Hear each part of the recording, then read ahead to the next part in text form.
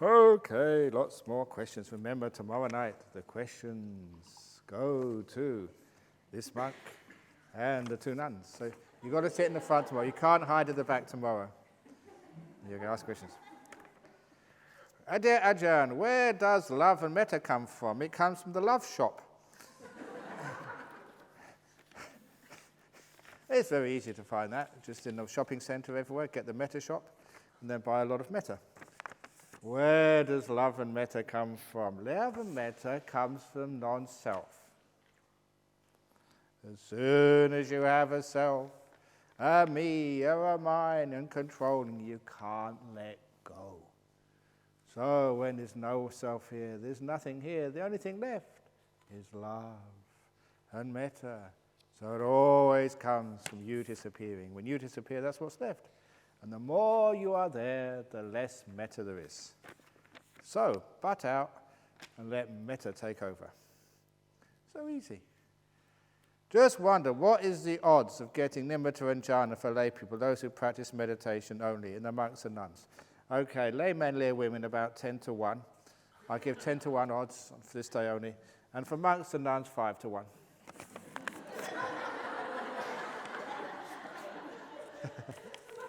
That's the bookies' odds, the bookmakers' odds for this retreat. Anyone want to take 10 to 1 on? You don't know. And the other thing is you don't know who is the most likely to get the jhanas. Because it happens the least likely people are the ones who get them first. Because the ones who are always here meditating, I want jhana, I want nimittas, I want jhanas. Actually, I just saw a nimitta a few seconds ago. Did you see that nimitta as well? Right. No, it's easy to get nimittas. Jhanas are more difficult. But as soon as you think, I'm a lay person, I can't get jhanas, when you think like that, then of course you'll never get jhanas. But if you say, yes, I can, it's possible. In the time of the Buddha, lots and lots of laymen and laywomen got jhanas. They didn't have to be intelligent. They didn't have to be smart. Anybody could do it in those days. So why can't they do it these days? So a lot of time it's just belief, because we think, oh, we can't do it. When you think you can't, you won't. So give it a try. Who knows? It's only a matter of time. So just be still. Because sometimes jhana comes to visit you, but you're busy thinking of something else, so it goes to the next person, not to you. So you be very still and open. Remember what Ajahn Chah said? You sit under the mango tree, perfectly still, and open up your hand, and all those things fall in. But if you move, if you shake the tree, throw sticks up, or climb the tree, you'll get nothing. So your job is to sit perfectly still and open the door of your heart and see what happens next. Da-da-da. Dear Ajahn, is a jhana a prerequisite for attainment as a sotapanna? Can a person attain sotapanna without jhana? Thank you again. I say, no way. You need a jhana to be a stream winner. So prove me wrong. See if you can do it another way. But sometimes I say, well, it's sort of possible. Just like, I think I gave the simile the other day, is it possible to become enlightened without becoming a monk or a nun? And I say, well, it is possible. Just like it's possible to walk and row a boat back to Bangkok. If that's what you want to do, you can walk from here up to Darwin.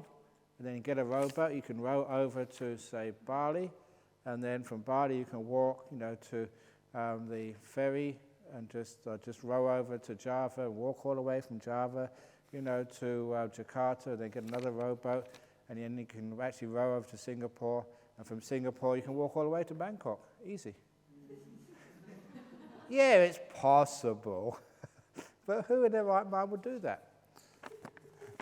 So it's beautiful Buddha air these days, or rather monk air and nun air.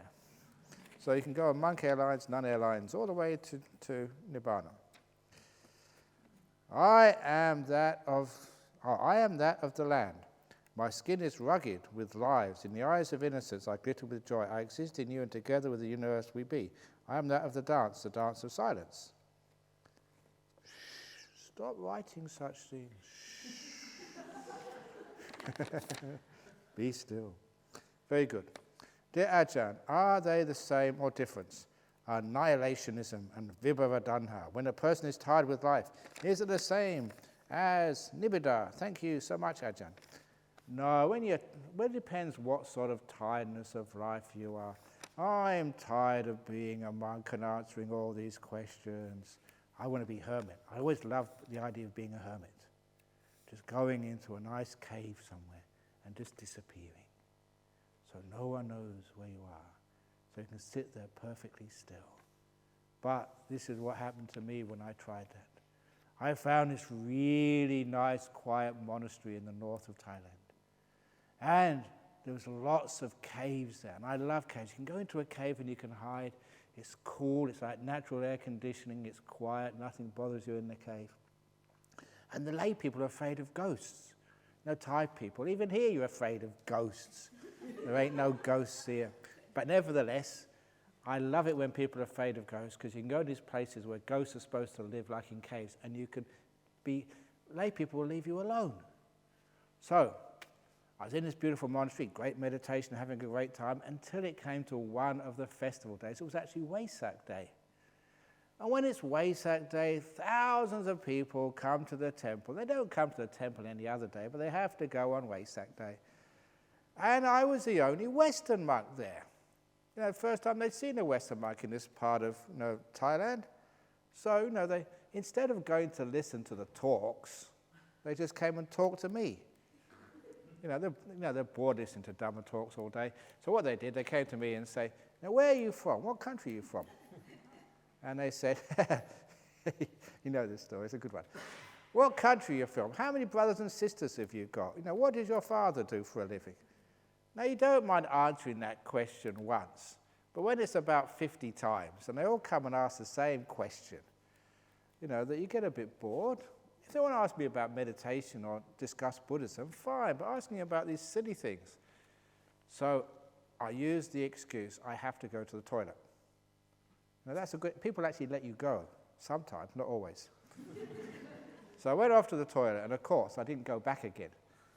I just took a bottle of water, flashlight, and a mat, and I went to one of the caves. It was one of the deepest caves in the whole monastery. You had to, maybe about 200-300 meters, back this way and that way, but it had good air in it. It's okay to meditate. So I went to the very, very end of the cave, sat down, had my water bottle there, a nice cushion, and just thought I'd escaped from all these stupid questions.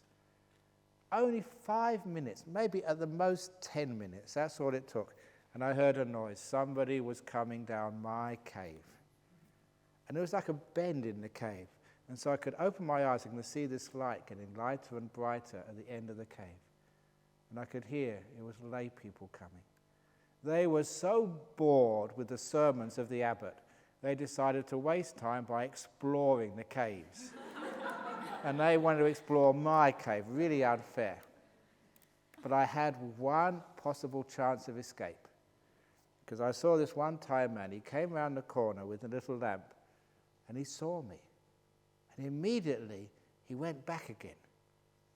And I heard, because I understood Thai, and he was saying to his friends, "Get out of here, quick.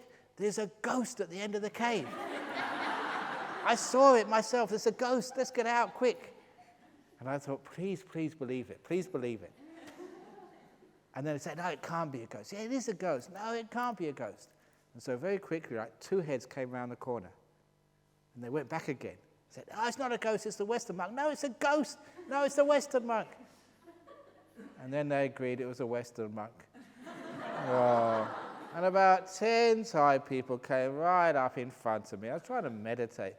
And they came up and said, "What country do you come from? How many brothers and sisters have you got?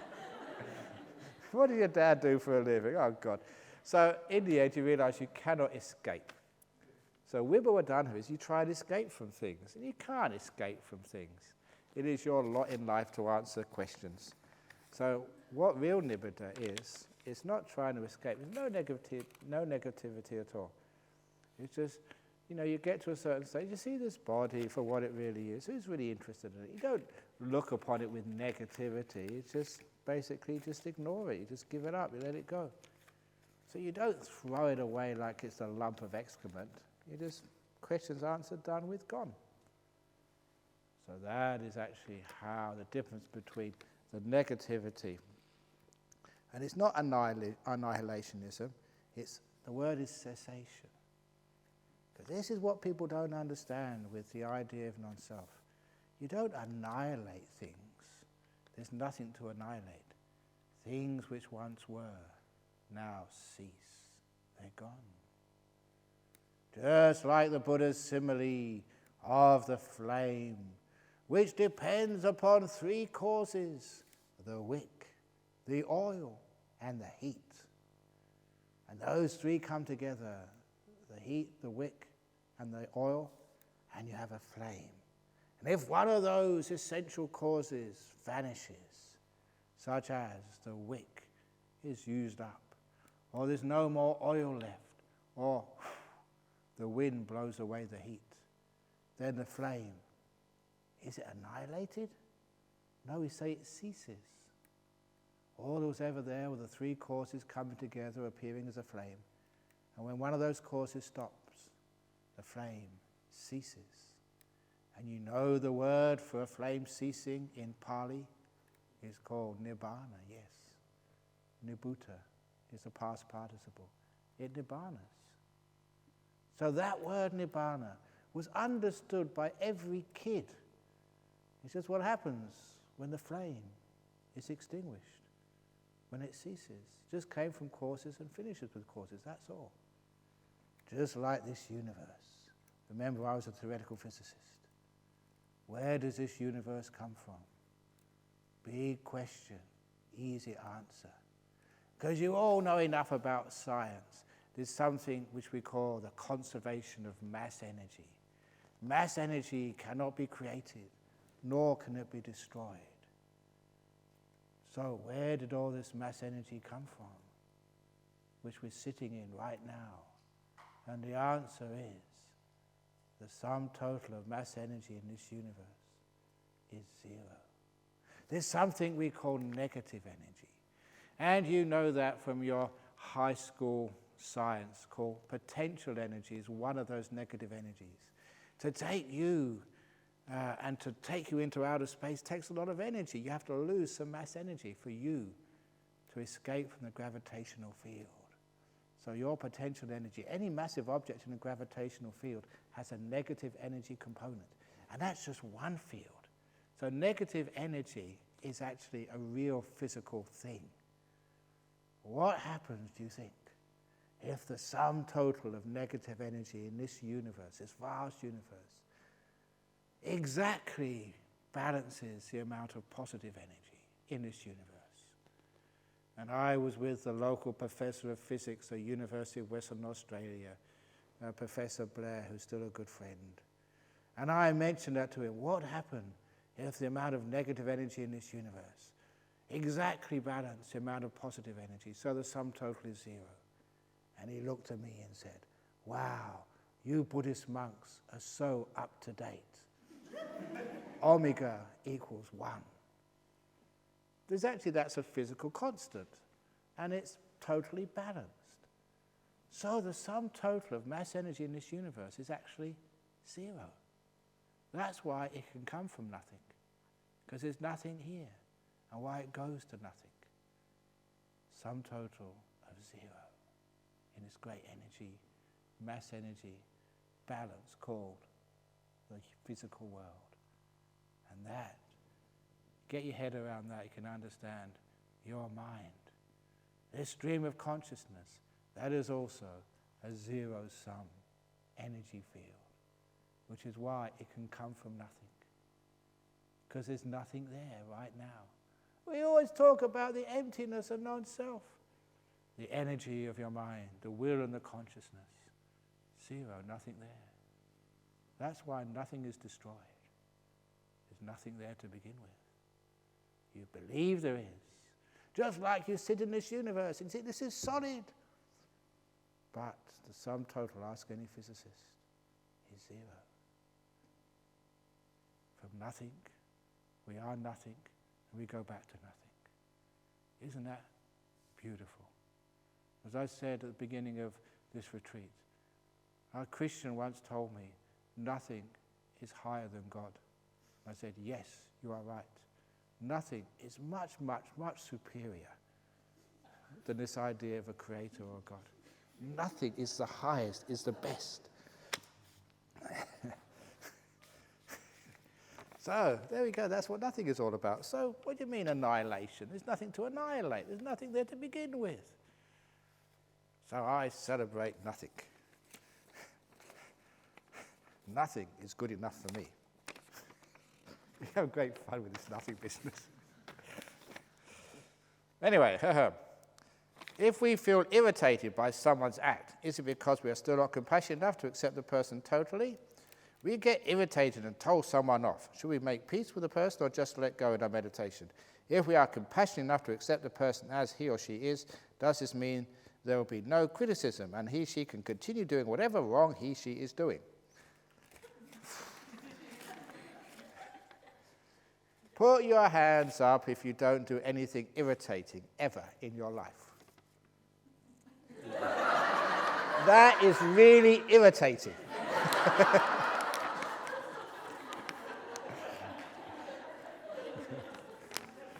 That really upsets you when somebody's so pure, isn't it? We all irritate each other. I irritate people by telling stupid, bad jokes. You irritate by coughing. You irritate by not getting jhana after all these years I've been teaching you. We're all irritating. So one thing to understand is, yeah, if you feel irritated by someone else's act, then other people will be irritated by you. So when you actually depersonalize it, yeah, life is irritating. That's what life is like. We're all irritating. So that's why the most compassionate thing you can do is to get enlightened and not get reborn again. Then there's one less irritating person in samsara.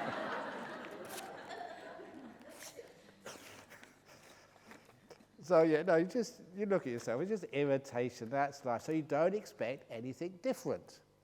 One of Ajahn Chah's great stories that once there was a farmer who had a chicken and he wanted to be a duck. End of story. Does that make sense with you? He had a chicken, he wanted to be a duck. Have you got a boyfriend or a fiancé and you want him to be just like this? He's a chicken, he's not a duck, okay? You've got a girlfriend and you want the girlfriend to be just so beautiful. No, she's a duck, she can't be a chicken. So when you accept people for who they are, dogs are dogs and they bark. Crows are crows and they go, ah, ga, ga, ga. Mosquitoes are mosquitoes, buzz, buzz, buzz, and then they bite you. That's who they are. So how can you get irritated by just things just doing what they have to do naturally? So instead of wanting the world to be different, when you ask from the world what it can never give you, that's called suffering. And can you ask from other people not to be irritating? You can ask, but you'll never get that. People are irritating. Husbands are suffering. You know what you're getting into. They're also good fun as well. Kids, the only thing which isn't suffering is teddy bear. Just sits there, never asks a question, perfectly still. Must have been enlightened a long time ago. Look how still teddy bear is, never complains. So teddy bears are teddy bears, okay? So when you understand what people are, you never ask from the world what it can't give you. You can never ask from the people in your heart to be perfectly silent. They can't do that, nor can you. You never ask from this jhana grove to be perfectly the right temperature. I'm a bit hot now, I'd like it to be cooler. But if it gets cooler to my temperature, it's too cold for you guys. You can never get it perfect. That's why you just let this world be. You never ask for what this world can't give. Then you don't get irritated. Irritation is always asking from yourself, from your partner, from your friends, from life what it can never give you. So when you realize what life can give you, what it can't, then you don't get irritated anymore. Because people are people. No girlfriends, partners are partners, and just don't ask for things which they will never be able to give. Then you can actually accept them for who they are. Then you don't criticize anymore. You just have fun. The nice thing is when I was with a monk like Ajahn Chah, whenever you did anything irritating or stupid, Ajahn Chah would never criticize you. He'd just start laughing. He thought it was just so funny, just the stupid things people did. So when people banged the door,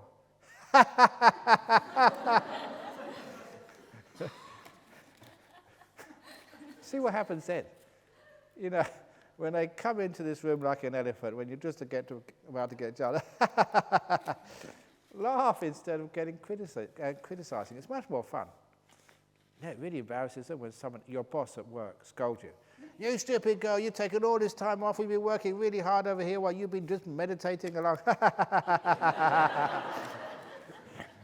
Let's see what your boss does. You know that one lady did that, and she wrote this letter back to me afterwards. And she said, when she went back to work, so her boss said, what have you been taking in that meditation center in Perth? Whatever drug it is, bring me back some next time. I want some of it as well. Anyway, dear Ajahn, is there any practice for reducing the ego that one can do when not meditating? Yeah, one thing you can do, well, this is sort of meditating. Again, I've only got 1.5 days left of this retreat. How many of you have yet to do kangaroo walking meditation? That really lessens your ego, doesn't it? Do something stupid and ridiculous. The only one who's accepted is Soma over there. She's got a bad leg, so she can't do it. Everyone else, you're ordered to do kangaroo. If you don't know kangaroo, it's an Australian type of walking meditation. You sit at the end, you stand at the end of the path with your hands like this, and instead of walking, you hop. Hop, hop, hop. It's culturally appropriate meditation. And you try that, straight away it brings you happiness, joy, it makes other people laugh, you have compassion. It takes away all the boredom of a meditation retreat. So that's what you should do. And that's one way of reducing the ego. The other way of reducing the ego is to stop controlling. Because when you control, you build up the force of the ego. The more you control, the bigger the ego. The more you demand, the bigger your sense of self goes. The more you let go and flow with things, the more you disappear. When you let go, when you're kind, when you just forgive, all these letting go things rather than controlling things, then your ego gets less and less and less. So stop controlling, and then the ego goes. So does jumping out of the lake mean stream winning? Are you talking about the frog and the tadpole simile this morning? It doesn't mean stream winning, it means you've got the chance of being a stream winner. Because you're actually out of the stream, aren't you? Out of the lake. But anyway, stream winning. That was supposed to be a funny joke. You know, you're in the lake, stream winning. You enter the stream. No, you're out of the stream. Whatever it is, anyway. It's the cause. One of the causes. You've got a chance of realizing the Dhamma when you're not in things anymore. Dear Ajahn, can you please conduct a short guided breath meditation tomorrow, say 2 p.m.? We did that yesterday. Or we did that before. Okay, I'll do a short guided breath meditation now. Breathe in, breathe out. There we go. You did say short. That's short, isn't it? Will jhana make my wrinkles disappear? And if so, how many jhanas does it take? I want to renounce my wrinkles. Yes, it does. And it has been proven to do that. This is absolutely true. Shambhala project, done a year or two ago, where some psychologists and doctors, they actually took a group of, I don't know how many people, lots of 90 or 100 people, meditating for 3 months. And I think while the others were just doing chores for 3 months, and then they swapped around, and they wanted to, use one as a control group, one as the meditating group, to see many, many things which happened.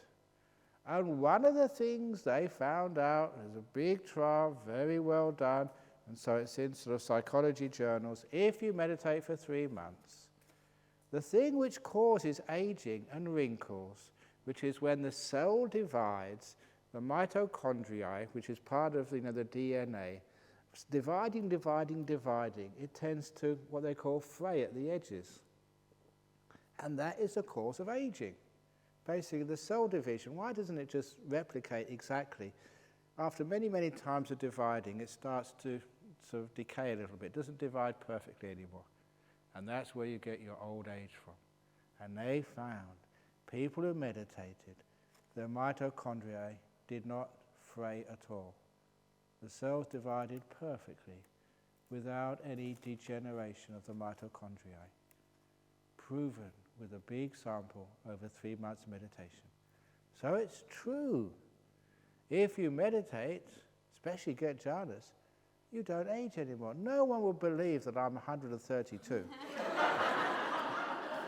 You don't believe me, do you? I'm not lying, nobody, because I'm not 132, but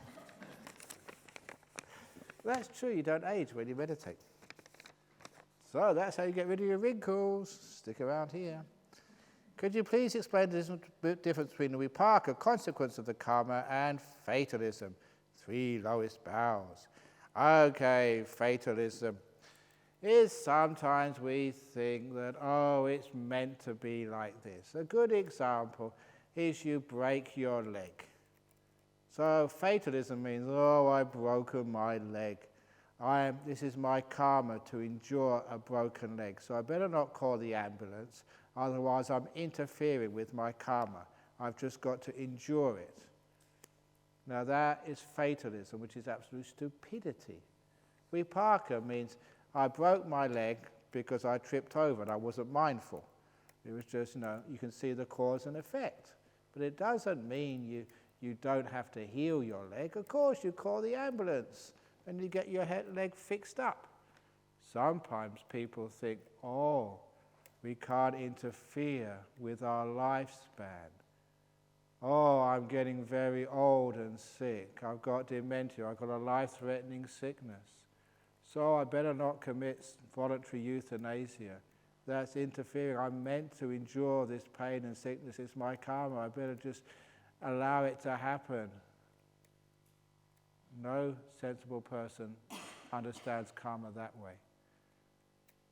If you want to do voluntary euthanasia, that's your choice. There's nothing wrong with it. No more is there anything wrong if you've got a broken leg, going to hospital and getting it fixed up. This is not fatalism. Fatalism means, I have to endure this pain. I have to endure this broken leg. I shouldn't do anything about it. I shouldn't interfere because it's fated. No. You make your fate every moment. You change it. You alter it. That's called the law of karma is active. Always interfering. And that's what you're supposed to do. Always interfering with your future, making it new every moment. So it's not fated. You are creating your destiny. You are making your future right now. The future of this world. The future of the Buddhist Society West Australia. The future of the nuns' monastery is not in your hands. It's in your wallets.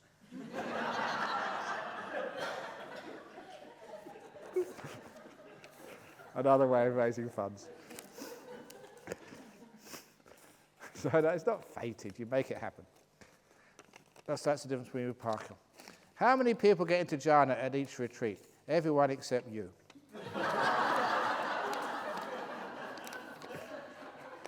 Really sucks, isn't it? I'm the only one, it's not fair. Ajahn, what do you think of this suggestion for saving many Asian women from bad karma or breaking precepts? Conduct extra retreats for those who do not wish to keep noble silence. This way, men and other women can enjoy their retreats in silence. That's a great question, all you Asian women here. Look, I'll read it again. We can actually, I'll give this to the Asian women afterwards, and you'll get the registration form so you can actually find out who wrote this.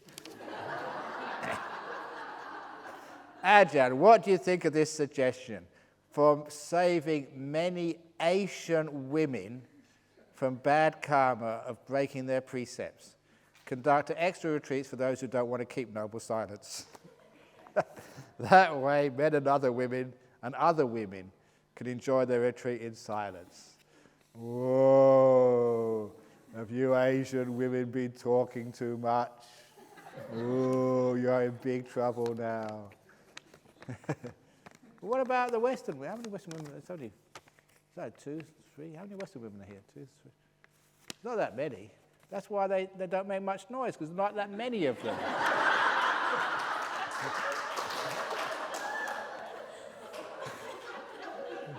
So give them a break. So look. It's not the noise disturbs you, it's you who disturb the noise. If you've got a mouth, you will speak. If you're a dog, you will bark. If you're a crow, you go ga ga ga. If you're an Ajahn Brahm, you'll tell bad jokes. It's just who we are. So just be content. Stop asking from the world what I can never give you. Dear Ajahn, has the Buddha ever discussed a topic such as physical exercise and obesity? What are your views on these topics? I try to not look at them. Physical exercise, this is actually an important thing. He said, if you want to have a strong body, exercise. If you want to have a strong mind, be still. That's very brilliant teaching from Ajahn Chah. Absolutely true. Yeah, healthy body, you have to exercise, do things. But if you want a strong mind, keep it still.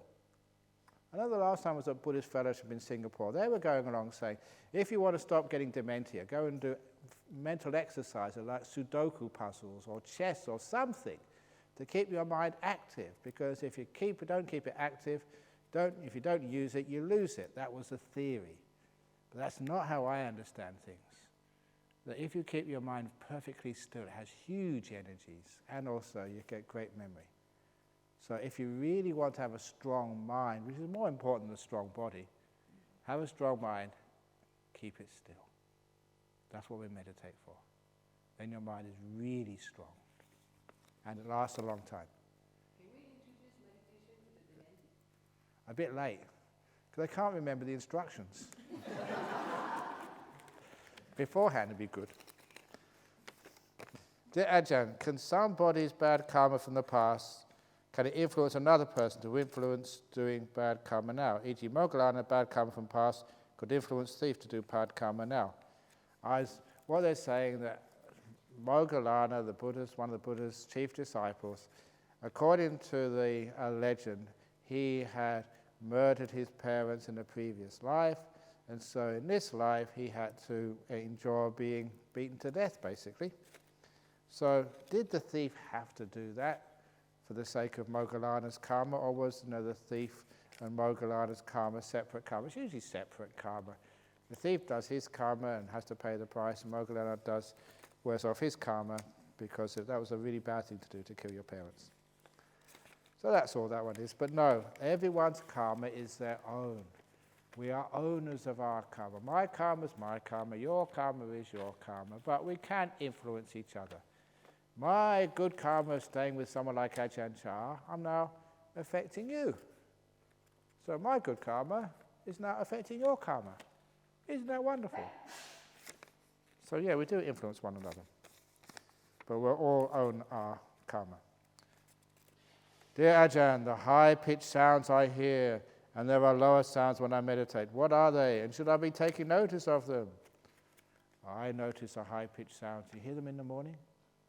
Just after the chanting. Very high-pitched sounds. Like it's not a bird. It's the reticulation system. The water coming out of the pipes. So there's usually some natural explanation for them. So a lot of times it's something natural happening. So, but anyway, if it's not natural, just leave it alone. What is the reason, the meaning for all life? The meaning of all life is to stop. That's why if you really... Actually, where did that my Meaning of Life machine go? Is that being auctioned? I've got this Meaning of Life machine, which lives over in Bodhinyana Monastery. It's a black box. And anyone asks this question, what is the meaning of life? I show this box. And it's got a perfectly square black box. It's just got a little switch on it. And you switch it on, and the battery starts turning on a little motor. And a flap comes up, a little arm comes up and turns it off and goes back again. That is the meaning of life. To turn itself off. That's my Meaning of Life machine. It's very powerful. Very funny. Where is it? Have we still got it in? It's on auction. If you want to find out the meaning of life, bid for my Meaning of Life machine. The meaning of life is to turn yourself off. It's not what you expect, is it? That's why we let go. We let go and turn ourselves off so we don't get born again. Do Ajahn Brahm, do you wear shoes when using the public toilets? That is very profound.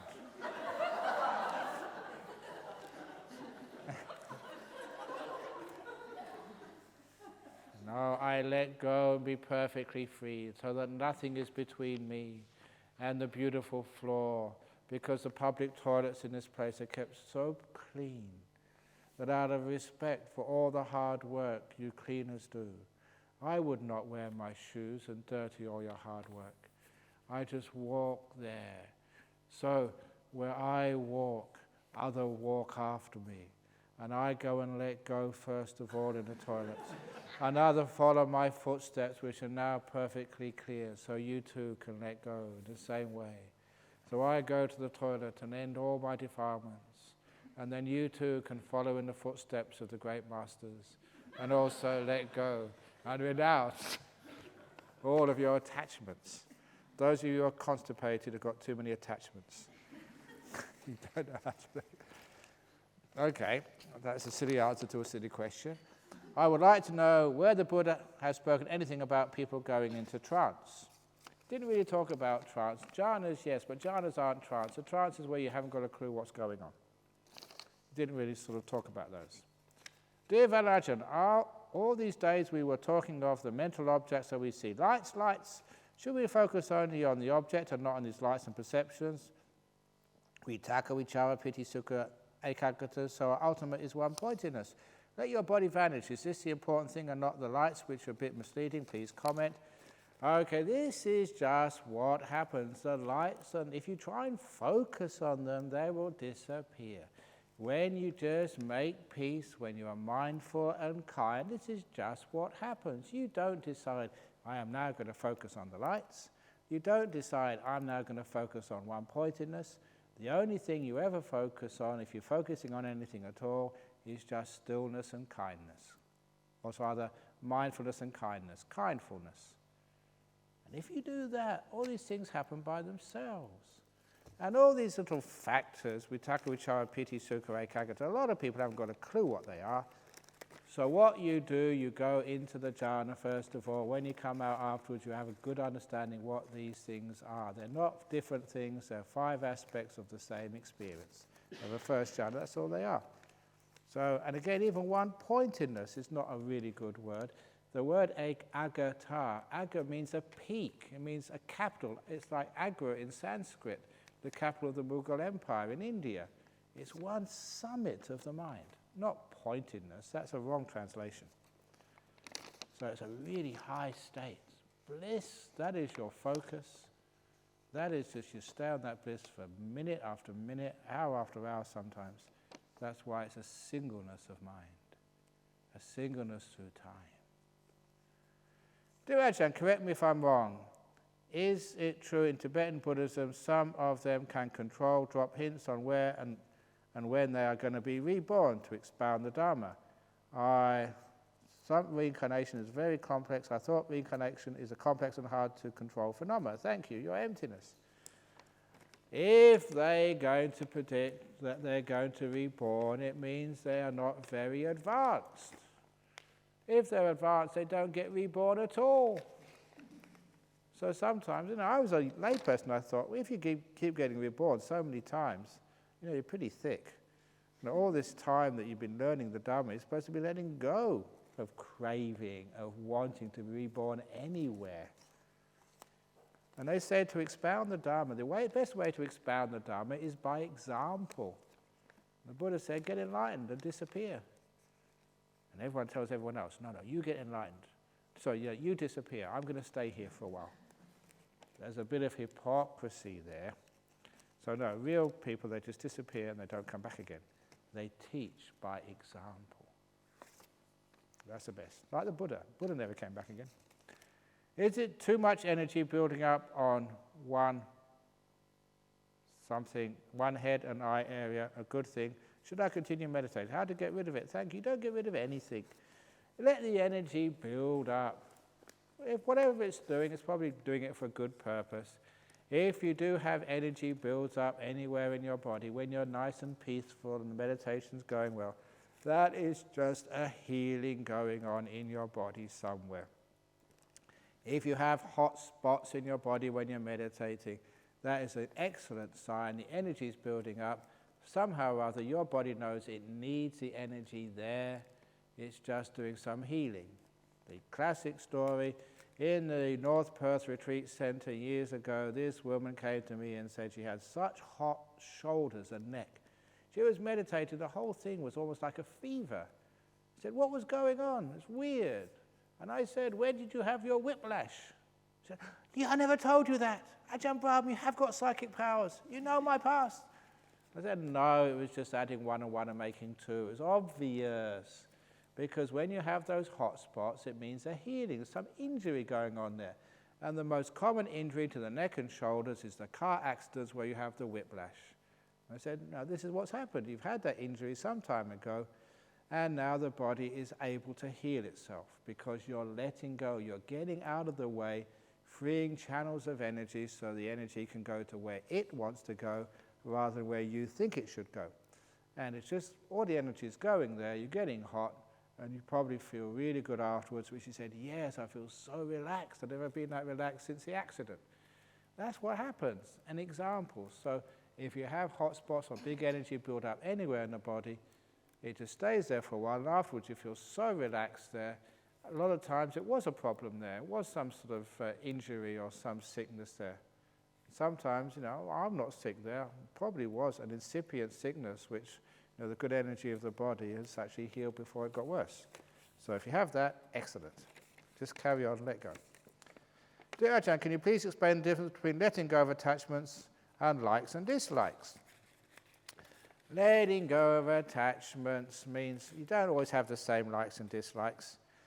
The attachments is what's between you, the sense of self, and what you think you own. So we all have likes and dislikes. Even the Buddha had likes and dislikes. There was once the Buddha was confronted by this monster called Suchi Loma, which means needle hair. And the monster needle hair wanted to check out the Buddha, see if he was really enlightened. So, it was a prototype punk, needles for hair. And he sat next to the Buddha, and the Buddha said, hi. And then needle hair leant towards the Buddha to prick the Buddha, and the Buddha leant away. He said, aha, likes and dislikes. You don't like pain. You're not a real enlightened. Enlightened person will be equanimous no matter what happens. No likes, no dislikes. And the Buddha said, don't be stupid. These are things which are sort of going to cause a lot of problems to my body. It's going to hurt it, not going to make it healthy. This is just common sense. You don't go stepping on snakes. You don't go running into fires. You don't just go, allowing needles to poke you. You move away. It's common sense. That's not attachment. That's loving kindness towards your body, to keep it healthy, to keep it safe. So please, likes and dislikes. It's a lot of time just loving kindness. I like the Buddhist Society of Western Australia. I like serving and teaching. Is that attachment?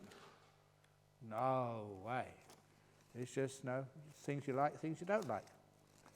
I like fish and chips. It's just my conditioning. You can't help that. I was brought up on that. It's not my fault. It's just my hormones and body and everything else. So that's not attachment. So likes and dislikes are different than attachment. Attachment is when, the sense of self grabs onto something. Sometimes my mind is overwhelmed by a cold, fault-finding attitude. And now I understand why meditation does not work at such times, having no access at all to the feelings of gentleness and kindness. It doesn't happen so often these days, but when it does, what can I do about it? I feel so guilty when I can't find a trace of gentleness. That's what teddy bear is like. Please buy yourself a teddy bear, put it in your office, and whenever you feel overwhelmed by cold and fault-finding, ask Ajahn Teddy Bear to explain to you that, is there any fault-finding? No. What's gentleness? Gentleness is hugging a teddy bear. So, in other words, get an object of kindness, something. So if it's a photo of your favorite monk, a teddy bear or something, just so when you're overwhelmed by cold fault-finding, something can break that.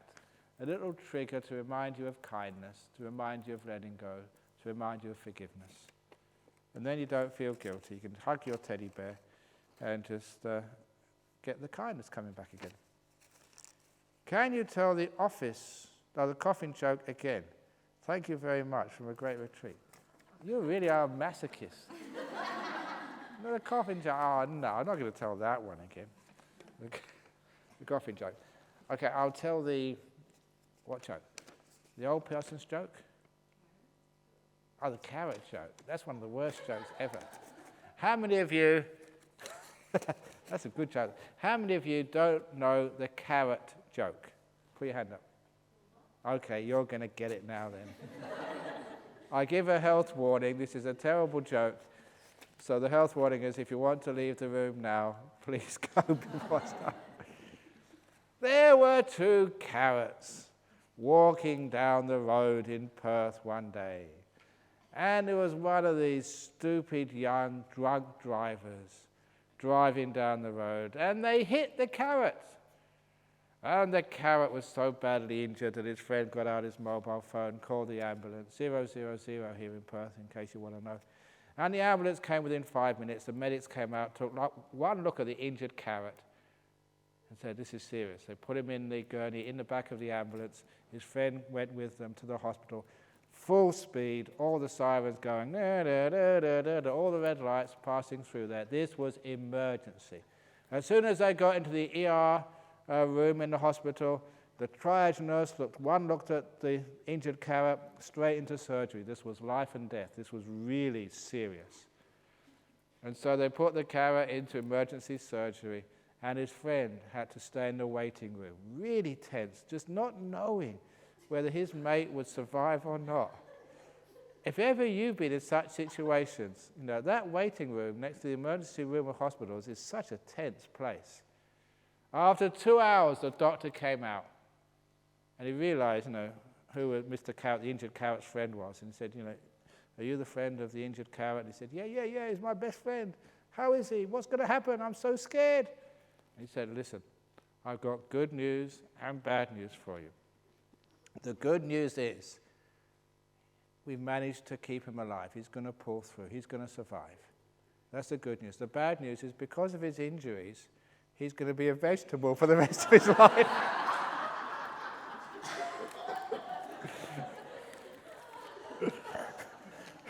I can never tell that story without laughing myself.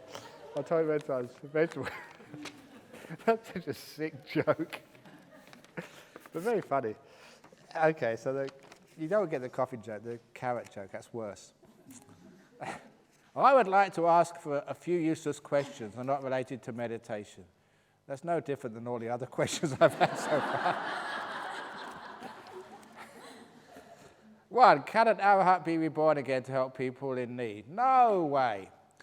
When would the next Buddha appear in this world? Who knows? Look at the newspaper, maybe tomorrow. 3, you mentioned the great earth yesterday. Why do the earth complain back with earthquakes, flooding, bushfires, natural disasters, and they're mostly affected in poor parts? It's not complaining back. It's just like you sneezing. Like you sneeze, sometimes the earth sneezes, and that's called an earth. That's called a what's it called? Earthquake. Just natural things. They're not complaining. Just like, your stomach rumbles or you have diarrhea. That's just like a volcano, just all that stuff coming out. It's got to come out somewhere, so that's all it is. Anyway, that's my theory. If this is not my mind, not my body, and I have no free will, what gets reincarnated? Stupidity gets reincarnated. If you've got no stupidity, not delusion, you don't get reincarnated. That's not a funny, that's actually accurate. If you think you are, then you get reincarnated.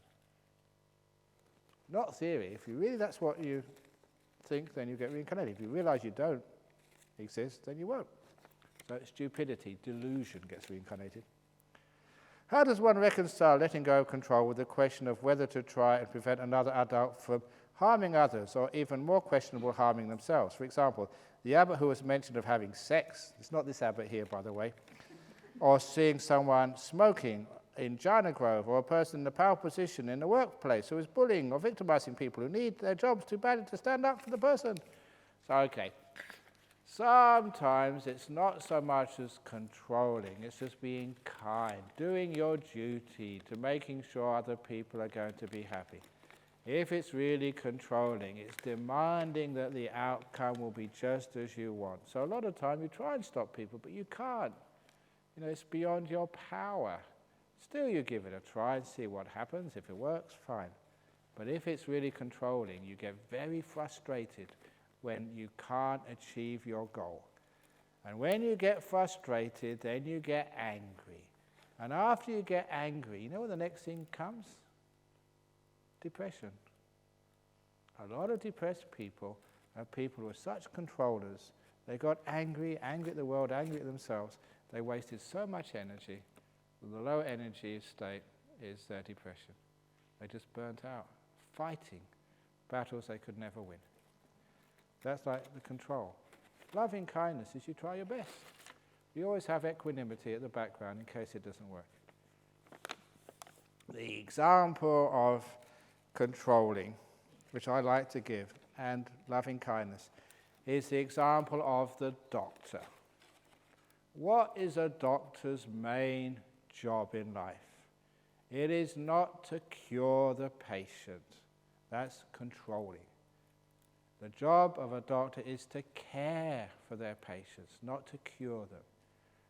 If they try and cure the patients, they will often fail. And just before they fail, they get frustrated that they have all these very unnecessary and unpleasant interventions at the end, trying desperately, out of all proportion, to keep someone alive because they try and cure as their number one priority.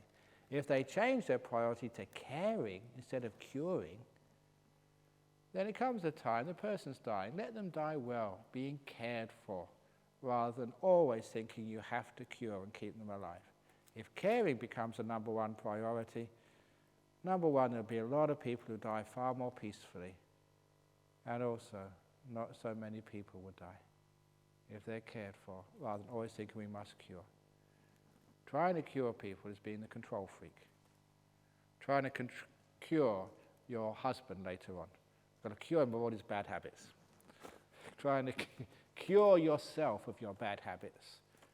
In other words, trying to control the meditation. Have you ever tried that, curing all your defilements and all your hindrances in meditation? It's endless. It does not work. So don't try and cure yourself. Care for yourself. Just like you care for patients. It's not controlling, it's caring. When you care for your mind, all of those defilements vanish by themselves. When you try and control, they get worse. So don't try and cure your stupidity. Care for it. Then it's not controlling anymore. It's kindness. And that works. Controlling doesn't. Controlling promises you'll get, your goal.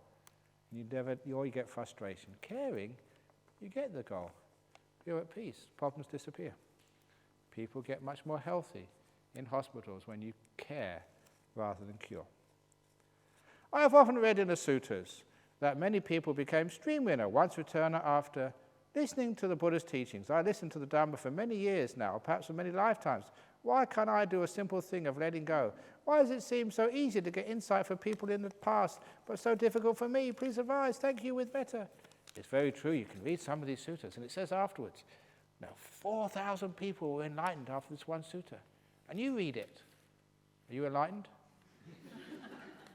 Sucks. There's something wrong there somewhere. You have the great teaching of Bahia, the shortest teaching. And this Bahia guy, he wasn't even a monk. He went to see the Buddha. He was a sort of monk, but not a Buddhist monk. He went to see the Buddha, and the Buddha was very busy. He said, oh, give me a simple teaching, just a simple teaching. And this is what the Buddha said. And after this, Bahia became an arahant, perfectly enlightened. So, get ready. You ready? Here we go. In the seen, there will just be the seen. In the heard, let there just be the heard. In the smelt, taste, and felt, let there just be those things. And in the known, there's just the known. Wow! Bahia was an arahant. Did it work? Why not? The reason is because if you want to become enlightened, it's not just listening to these things. That is like the straw which broke the camel's back. If you want to become enlightened, what do you have to practice? Eightfold Path. You can't just listen to a Dharma and think you don't have to do the Eightfold Path. I know it's boring. Eightfold, I have to keep these precepts, and I have to do right view, and I have to do jhanas, the samadhi, and the stillness business, but that is the only thing. Once you get all those things together, you got jhanas, defilements are all suppressed. And then someone comes along, you just come out of a jhana, and someone says, in the seen, there's just the seen. In the heard, just the heard. In the smelt, tasted, and felt, just that. And in the known, just the known. Yes, I get it. Because your mind is ready. It's prepared through the jhanas. So that's what you have to do. Get the jhanas first of all, then you read the suttas, and you don't have to read them again. If someone is dying, what should they do to ensure the best rebirth, or does it not matter too much? Also, what advice do you give to people you see when they are turning up their toes? Turning up their toes. Does that mean like dying? Is that another metaphor for kicking the bucket? Turning up toes, okay. Turning up the toes, they're about to cark it, die, kick the bucket, whatever it is. If someone is dying, what should they do to ensure the best rebirth, or does it not matter too much? It's just like if a person is just going to the final exam at university, what should they do just before they go in? It's a bit late just before you're going to do the exam. It's all the stuff you've been doing before counts more. So if you want to have a good rebirth, have a good life. Just waiting to the very end is a bit too late. As in the story, another little nice story, bit of a joke, but very funny. There was a man from Colombo, Sri Lanka. And he was what we call the Wesak Buddhist. He would only go to the temple once a year for the Wesak celebration. The rest of, no, actually, I'm going to change this. He was from Singapore. It fits. It's Singapore, and he'd only go to the temple once a year, called Wesak Day. And he only went there because his wife forced him, would not cook him any dinner or do anything if he didn't go to the temple. At least once a year, for goodness sake, because he was a businessman. He had a shop. And he needed to do all the work, and he was more interested in making money than going to a stupid temple. But to keep his wife quiet, he went there on Wesak Day. When he was at Wesak Day, getting bored and having to make all donations and all that sort of stuff, he heard the monk give the talk about answering this question, saying what the most important thing is your last thought before you pass away. That's the most important. And the monk also said one of the best things to think about just before you die, to make sure you go to heaven, is to think about Buddha, Dhamma, Sangha, the triple gem. And the monk said, if you think Buddha, Dhamma, Sangha just before you die, you're guaranteed to go to heaven. And this businessman. I thought, you mean I don't need to make donations, I don't need to keep precepts, I can still have my whiskey every evening and just go fishing and gamble and just have all these other joys of life. What I need to do is to think Buddha, Dhamma, Sangha before I die. And the monk said, actually, yeah. So he thought, this is interesting. And he thought of a way to ensure that his last thought would be Buddha, Dhamma, and Sangha. Because this guy had 3 sons. As soon as he left the temple, he changed his 3 sons' name to Buddha, Dhamma, and Sangha. Because he knew when he died, his children will be there at the bedside. So he knew that he was safe, so he stopped going to the temple. No more donations, no more keeping precepts, just enjoying himself, whatever he liked to do, fishing, drinking liquor, womanizing, gambling, everything. Because he was safe, he was going to go to heaven. And his plan was working perfectly. He was on his deathbed, the doctor said, no, maybe a day, maybe a few hours to go. Now maybe even just a few minutes to go. He was feeling really sick, he knew he was going soon. And his 3 sons were next to him. Buddha, Dhamma, Sangha, I'm going to heaven. Buddha, Dhamma, Sangha, I'm going to heaven. That would ensure his last thought would be about his 3 sons, Buddha, Dhamma, and Sangha. And there he was, almost about to breathe his last, Buddha, Dhamma, Sangha. Then the thought came up, hey, if my 3 sons are here, who's looking after my shop? And that is when he died. And that old joke is a good story. It means that, yes, the last thought is important. Now, that is just one of the causes for your rebirth. But your last thought is the sum total of everything else you've been doing in your life. If you've been spending your life thinking about your business, that's going to be your last thought. If your whole life has been thinking about who's won the cricket, that'll be your last thought. Who's won the cricket? A waste of time that will be. So a lot of times, the only way to ensure a good rebirth is to live a good life. And your lifestyle will define what your last thought is. So that's actually how we get reborn. Dear Ajahn, if the Buddha didn't want images of him being made after his death, could you please explain why making statues of the Buddha and bowing to them is not going against the Buddha's wishes? Thank you. These things happen. There's so many things the Buddha didn't say to do it or not to do it. But now we have Buddha statues, and sometimes they can be quite inspiring. And they also remind us that this is a Buddhist temple. It's actually saying that, this is Buddhist. So why do you bow to them? It's not going against the Buddha's wishes, as long as you do it in a useful form. So when I bow to the Buddha 3 times, the first time I bow down to virtue. It's what the Buddha represents, because all of the stuff I've read about the Buddha, all the things I know about the Buddha, he was an incredibly good, trustworthy, honest, kind person. He was virtuous, a very high standard of virtue. Even when people tried to kill him, he'd always forgive them. And so, that type of virtue is such an important thing that I bow to that. It's very easy to worship virtue. And when I do bow down to it, I'm reminding myself of the importance of virtue. I'm rising it up above myself, just the same way that, you curtsy to a queen, or you salute the general. These are ways in all cultures we lower our head to something higher than us because we respect it. So I respect virtue, so it's very easy for me to bow to virtue. The second time, I remember peace, the inner peace and stillness of meditation, and just peace in the world, or peace in the community, and how important that is to have peace in your family. It's so important that I bow to that, because I respect and worship it. And every time I bow to that, remembering I'm bowing to peace, I'm strengthening its importance so I can make more peace in my own heart and in the world. And lastly, I bow down to compassion, which is so important in life, to be kind. Without kindness, there's no real deep meditation, there's no harmony, there's nothing in life. So I worship compassion so much. Every time I bow down a 3rd time, I'm bowing down to compassion. So it reinforces its strength. And those are 3 things which the Buddha represents, just to me.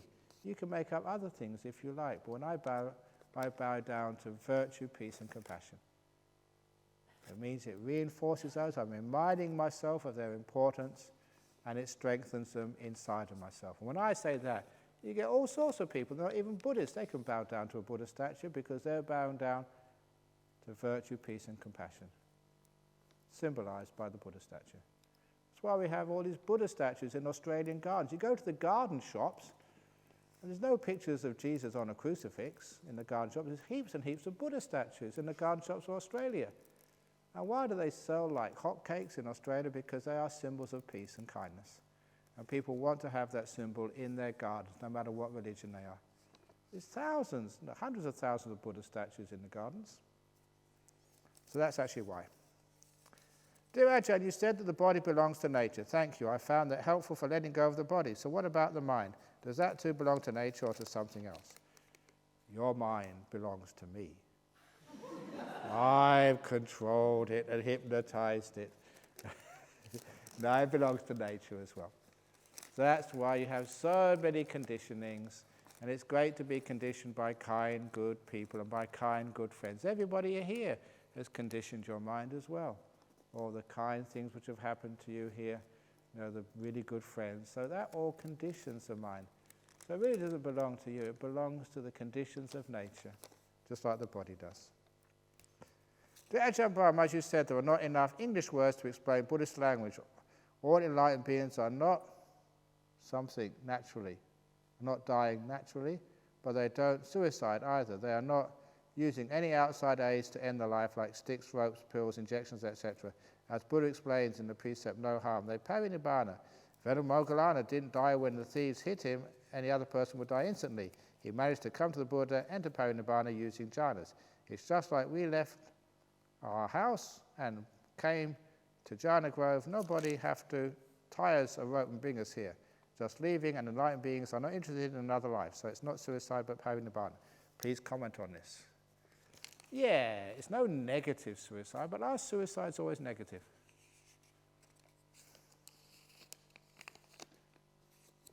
There was one fellow who did cut his own throat, Jhana.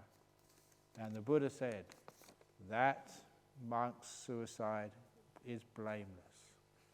That really, people have been commenting on that for years in the suttas. He said it was blameless. The Buddha said it was blameless. Interesting. Anyway, don't you get in suicide. I should actually say, I usually say this the last day, but maybe this is close to the last day. There was a nun, I think his name was Sumana, I think, the nun. She'd been a bhikkhuni for 7 years. And throughout those 7 years, never once did she have any peace in her meditation. It makes you feel that you're not so bad. This was a bhikkhuni, 7 years she'd been meditating, not one moment of peace. And after 7 years, she realized, if I haven't got peace yet, I'm not going to get peace at all. So what's the point? And I don't want to go back to the world. And in her poem, she said, going back to the world disrobing is going back to the 3 crooked things. This was an idiom in Pali, just like raining cats and dogs is an idiom in English.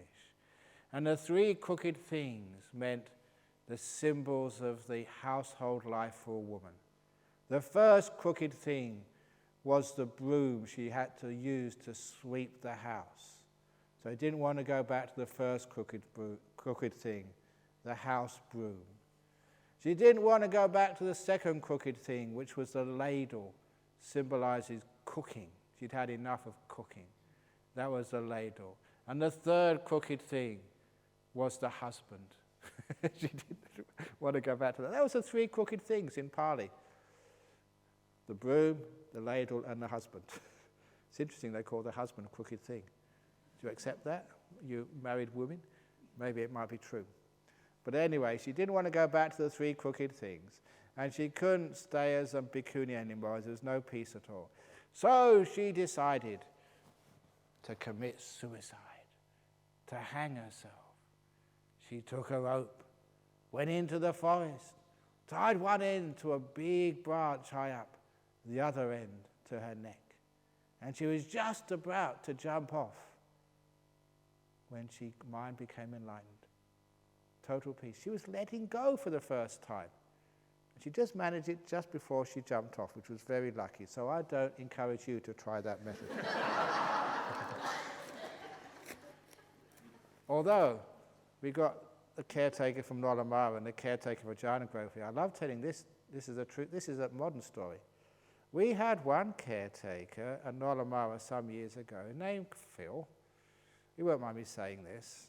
And after being a caretaker for a while, he got some money, so he bought a little property in Beverley.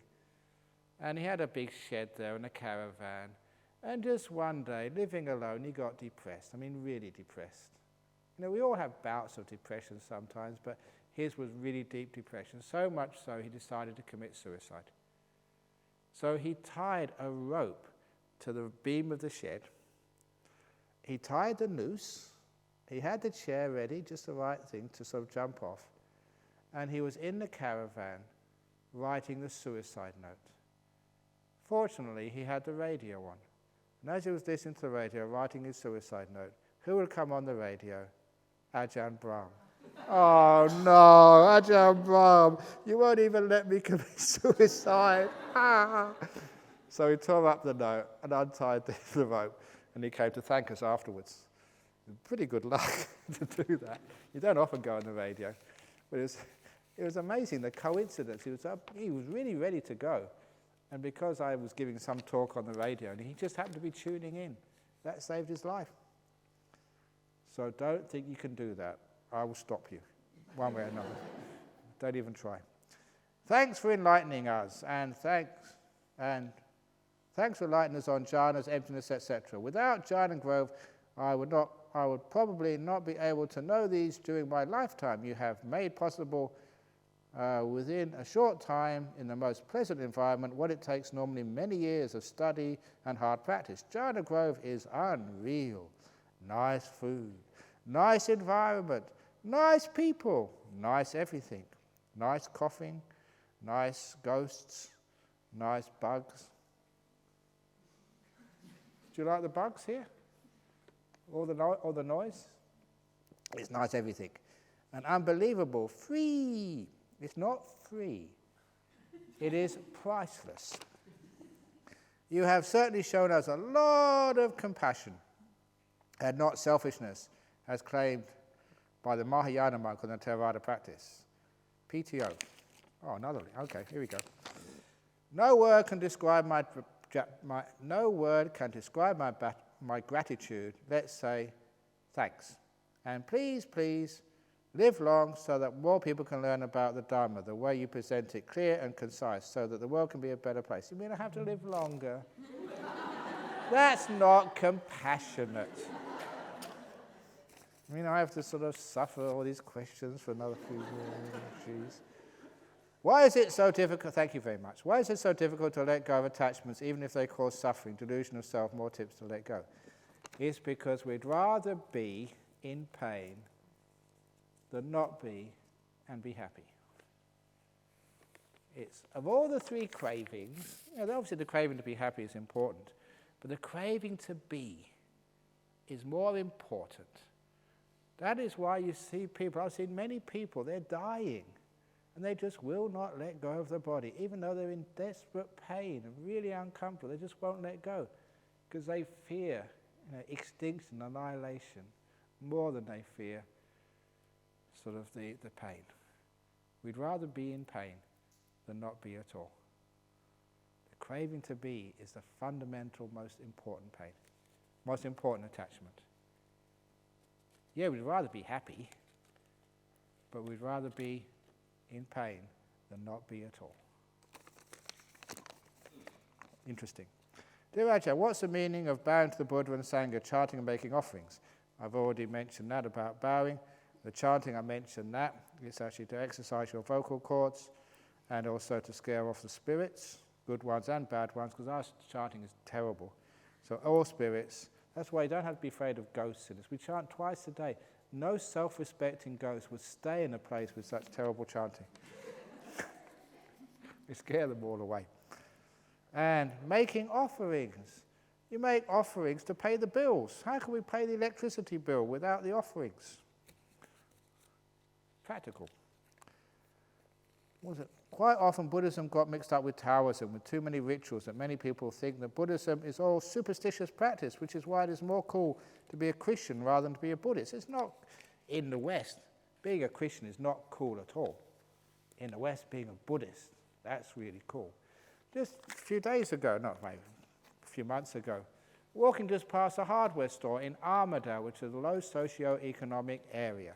These kids, straight out of high school, the yobbos used to call them, up to no good. They came up and said, "Are you a Buddhist monk? A real Buddhist monk?" I said, "Yeah." Cool. Now, those are the experts. So, being a Buddhist is really cool in the West. Being a Christian is really so uncool. So, I think this is coming from Singapore or sort of Asia.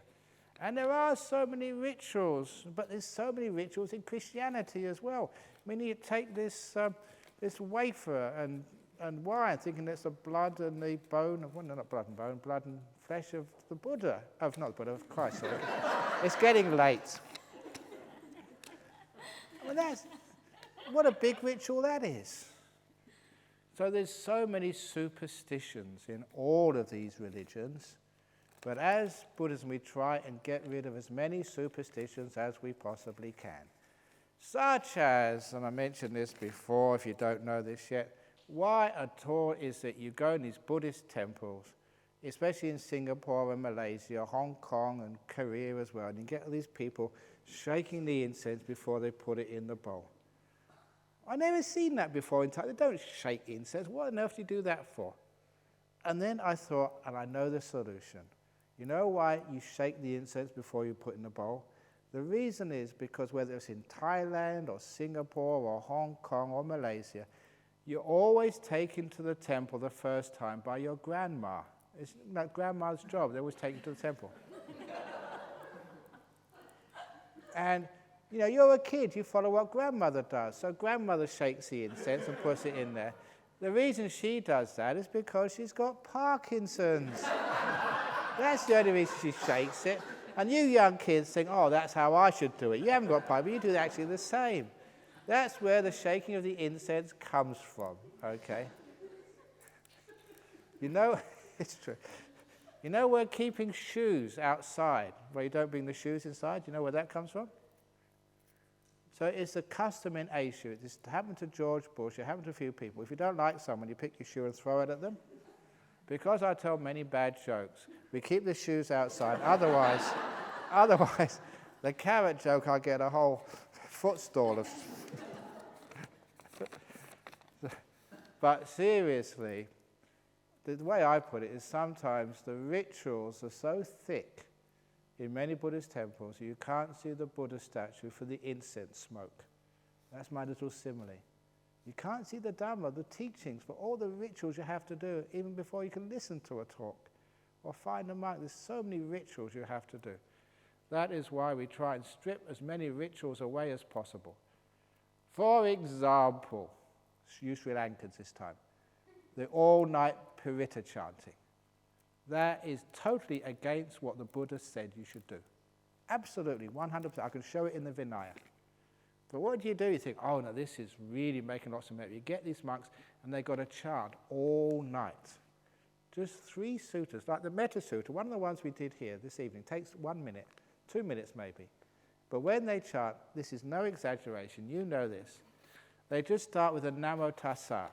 And this is how they do it. And I've heard this, ask any Sri Lankan, this is what they do.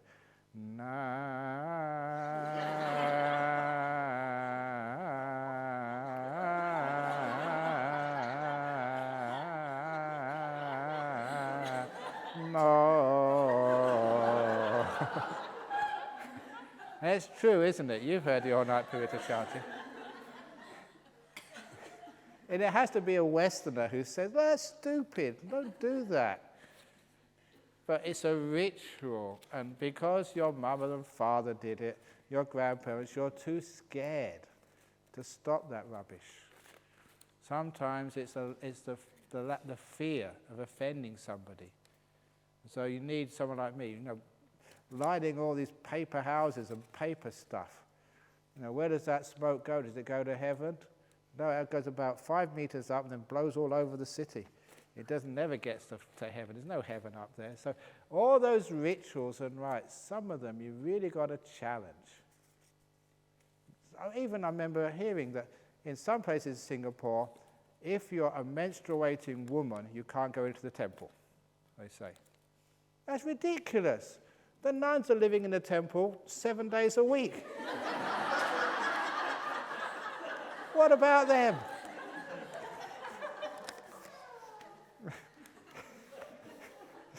So when you see some of these rituals, when you question them, they're totally ridiculous, and they actually do give Buddhism a bad name. Okay, this is one of the questions which you should keep for tomorrow. Because remember, this is what I said. This is when some of the monks, I had some young monks on a retreat with me. And on tomorrow, I'll be teaching in Nolamara, so I won't be here. So you ask questions of the other ones here to keep them nice and simple, a bit of fun. And this was actually the question which they asked these young monks, and now they're asking me. Who do you think is hotter, Angelina Jolie, Jennifer Lopez, or Scarlett Johansson? He. Why do you think so? The Buddha is hottest of all.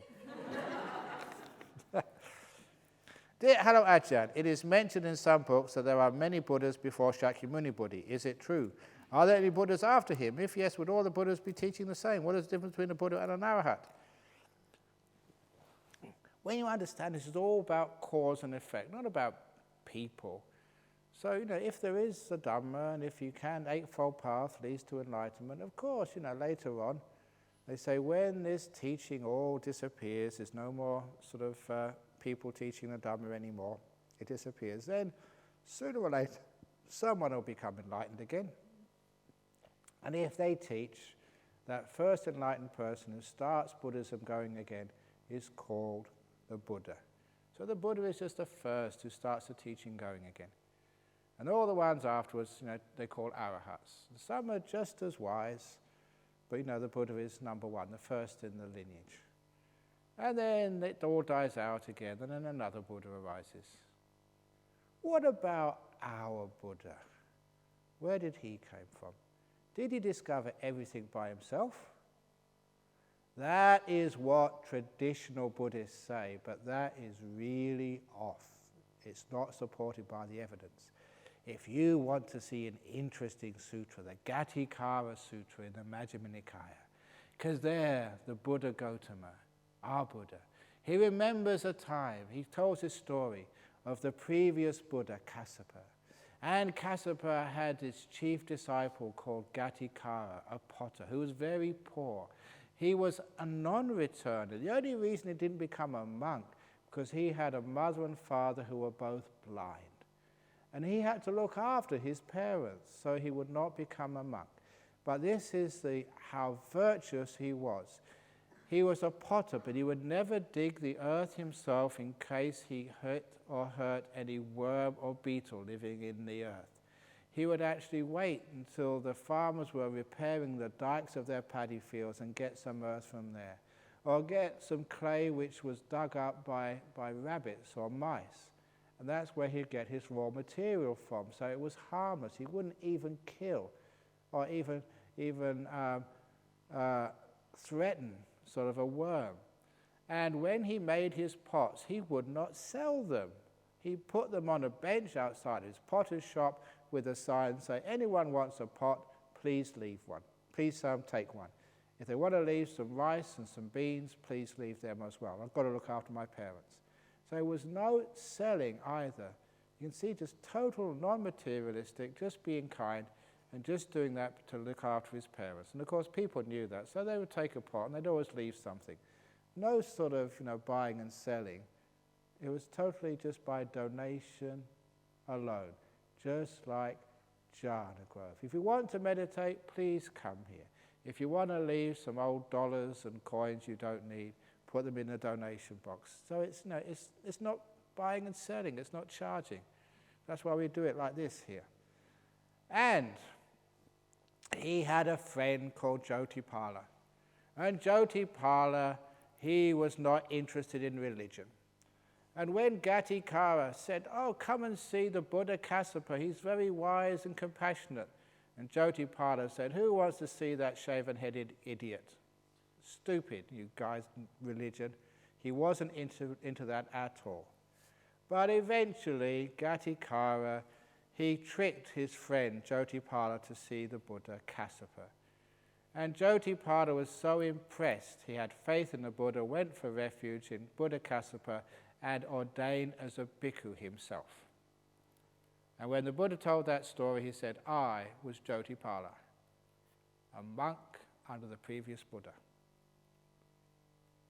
That's a great story, because this was our present Buddha under a previous Buddha who would actually say bad things about the Buddha Kassapa. He said, "A stupid, shaven-headed idiot." And that was Buddha Gautama now. So, according to that story, which is repeated in another Devaputta Samyutta, the Gatikara Devaputta Samyutta, there was our Buddha, was a monk under the previous Buddha. You'd think someone with that degree of good karma, learning under a Buddha, surely he'll become a stream winner, at least, or maybe a once returner, maybe under the previous Buddha Kassapa, because we all know that story. Let's go to Wesak. When our Buddha was born, he's supposed to walk 7 steps, and he said, "This is my last birth." How would he have known that as a kid? Unless he was a once returner. They also say that once returners get reborn in the Tusita realm. We all know that's where the Buddha came from. There is circumstantial but very strong evidence to say the Buddha, Gautama, was a once returner. And when he came into this life, became enlightened, he was the first in this generation, this Buddha cycle, so that's why he was called the Buddha. And if you read the Devaputta Samyutta after his enlightenment, one of the people who came down to congratulate him was Gatikara, because Gatikara was in the non-returner realm, and he said, "Oh, we were friends together in the same village. We went to see Buddha Kassapa together. You know, I'm still an Anagami, you're a Buddha. Congratulations." 2 friends congratulating each other, it says in this sutta. Da-da-da. And even for those of you who know Sahampati, you know Brahma Sahampati, who invited the Buddha to teach, he was also a monk with Kassapa the Buddha. These were friends. Disciples under the Buddha Kassapa. 2 of them became Anagamis, including Sahampati, living in the pure abodes, come down to congratulate their friend, Jyotipala, now Gautama, our Buddha. So yeah, there's many Buddhas. And Gautama the Buddha, even before he became enlightened, he had the psychic power of remembering his past lives. He would have certainly remembered his past life under Kassapa, very recent. He would have heard the 4 Noble Truths under Kassapa. So did he discover the 4 Noble Truths, or did he remember them? I will let you think about that tonight, because that is the end of all the questions I am going to answer. I'm sorry, you'll have to answer the nuns tomorrow. Oh, I thought I was escaped. Oh, okay. Yes, go on. It's about the picture. There is a sutta called Anathapatagongsa, Yeah. which tells about the name of the 10 future Buddhas. Yeah. So where did the names come from?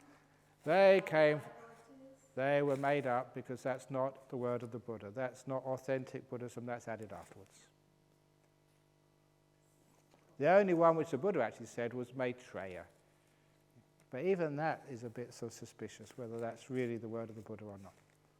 So where did this sutta come from, and what is the purpose of writing this sutta? The purpose of that sutta, I went to Medan recently in Indonesia, and there's this huge, it's the biggest temple in the whole of Southeast Asia, bigger than Dhammakaya in Bangkok, dedicated to Maitreya. It's mostly done by Taiwanese, a group who say there's no Buddhism left, so we may as well worship Maitreya to get enough good karma to be reborn when he comes back. And that's absolutely ridiculous. The teachings of the Buddha are alive and well. So Gautama is still here in the sense that when the Dharma is here, the teachings of the Buddha are still here. But this is one of the problems, because people actually want to see the future rather than worrying about the present. It's a terrible thing which really destroys Buddhism. Where everyone's waiting for the Maitreya to come, always waiting in the future rather than waiting in the present and getting enlightened now. So that's where those sorts of sutras come from. Because you can get much more money in your temple by praying to something which is not here than by meditating, because that's really hard work. So, can I go now? Very good. Sadhu. Sadhu.